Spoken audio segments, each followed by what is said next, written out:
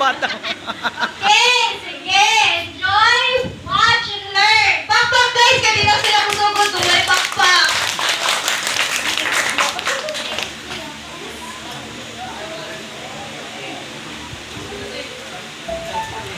This is a story about the king and the three brave men with all really strange names. The king's name was King Nebuchadnezzar, and the three men were known as Shadrach,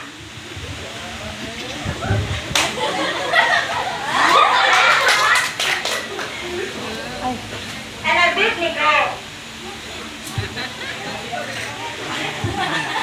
They live in a place called Babylon, and the three men went to the king and had important jobs for the province of Babylon.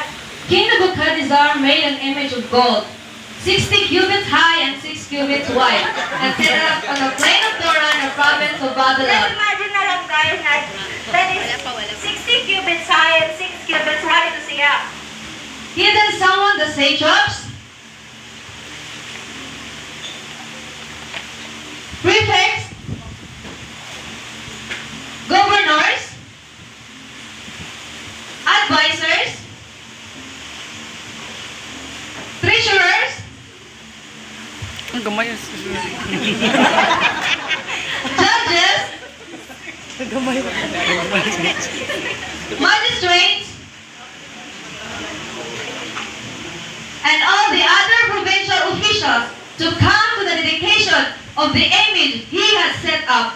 So the satraps, prefects, governors, advisors, treasurers, judges, magistrates, and all the other provincials assembled for the dedication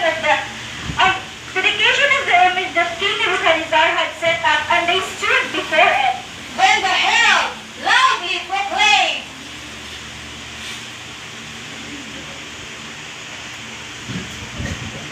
Nations and peoples of every language, this is what you are commanded to do. As soon as you hear the sound of the horn, flute, zither, lyre, harp, pipe, and all kinds of music, you must fall down and worship the image of the gold King Nebuchadnezzar has set up. Whoever does not fall down and worship will immediately be thrown into a blazing furnace. Music, please.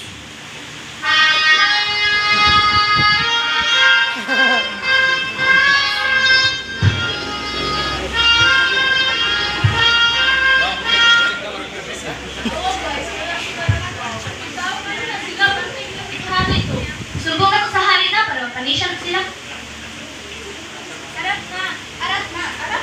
Nagdali-dali at mga astrologer sa hari.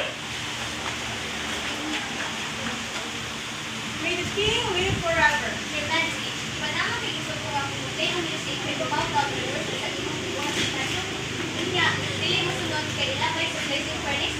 Sugaw ka, ayaw na amin natin natulungan. Silang Shadrach, Meshach, ug Abednego, mawala ni sunod kay mga sunod. Nasuko pag-ayo si King Nebuchadnezzar. Lagot ko ha! Alay mo!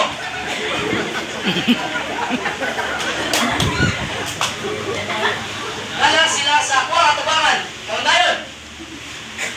Nilagaw tayo ng mga soldiers o ilang ipangita at ito.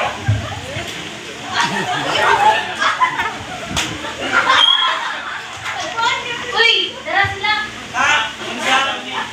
Kami. Stop na po! Dako na to sila! Mga strong biyata!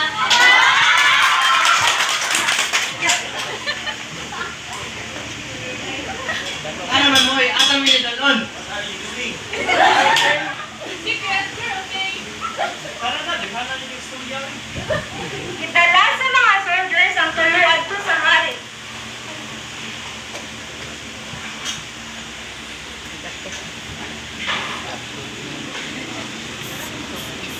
King! Naabot nami! Salamat. Is it true, Shadrach, Meshach, and Abednego, that you do not serve or worship the God that I made or set up? Kahon, kung nadungog na ninyo ang sound, if you're ready to pull down and worship the God I made, very good. But if you do not worship it, will be thrown immediately in a blazing furnace. Then, what God will be able to rescue you in my hand? King Nebuchadnezzar, we do not need to defend ourselves before this matter. We are thrown into the blazing furnace. The God we serve is able to Naka-nervous. deliver for us. And you will deliver us from my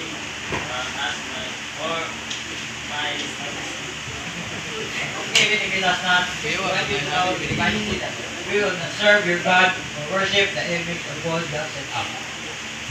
Then Nebuchadnezzar was furious with Shadrach, Meshach, and Abednego, and his attitude toward them changed.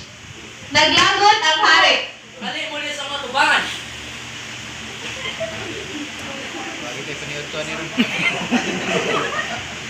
Hit the furnace 7 times as usual.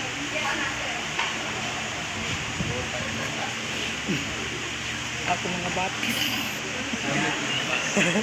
Ako doon. Nagasiga na kayo. Strongest soldiers, come here.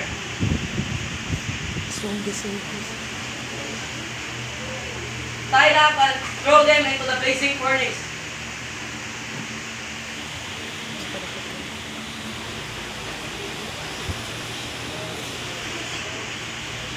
So these men, wearing their robes, trousers, turbans, and other clothes, were bound and thrown into the blazing furnace. The king's command was so urgent and the furnace so hot that the flames of the fire killed the soldiers who took up Shadrach, Meshach, and Abednego. And these 3 men, firmly tied, fell into the blazing furnace. Pero,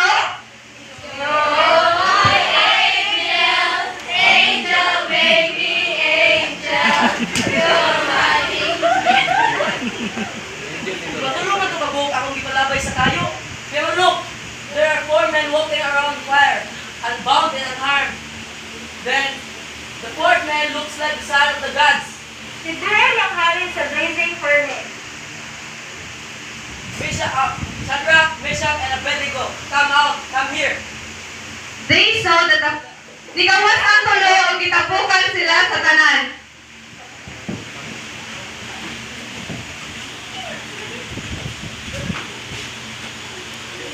They saw that the fire had not harmed their bodies, nor was a hair of their head singed, their robes were not scorched, and there was no smell of fire on them.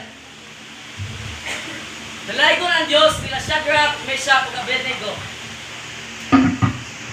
Ipadala niya ang iyang anghel ang luwason ang iyang mga alagad nga misalig kaniya. Ug wala sila misunod sa akwang sugo nga musimba sa estatwa ug mas gipalabi pa nila nga ilabay sila sa kalayo kaysa musimba sa bisan unsang Dios gawas sa ilang Dios. Pusa nagamando ako. Kabisan kinsa nga tawo sa bisan unsa nga nasod, tribo, pinulungan, nga musulti o dautan, batok sa Dios nila Shadrach, Meshach, ug Abednego, tagtaon ug upon ang ilang panimalay. Kay walay laing Dios nga makaluwas sama ni ini. Then the king promoted Shadrach, Meshach, and Abednego in the province of the dead.